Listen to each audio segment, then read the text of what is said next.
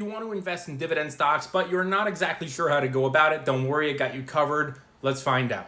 My name is Kenneth, and I teach my 440,000 social media followers how to trade, invest, and simplify their lives. So if any of that is interesting to you, you know what to do.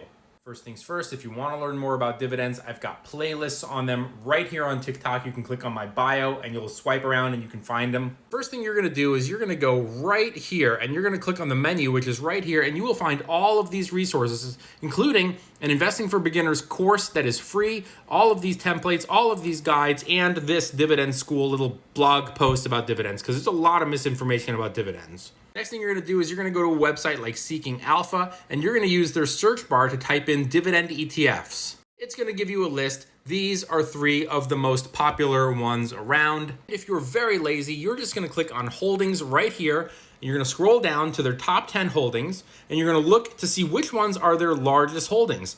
It's going to be Texas Instruments and Amgen. SPHD's largest holdings are going to be Altria and Kinder Morgan, and SPY-D's top 10 holdings, their top 2 largest are going to be Public Services and International Paper.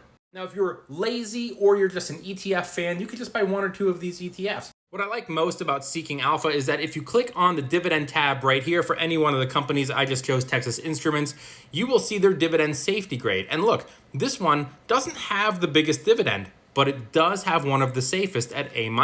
I would be personally looking for dividend companies that had high dividend safety grades and a long period of dividend growth, 18 years in a row for this company. That's how I'd find over 30 dividend companies that are the most popular according to these 3 ETFs, and then I would do my own research to whittle that list of 30 down to something more reasonable, like 4 to 6 individual investments. All right, that's how I do it. Smash that follow. See you later.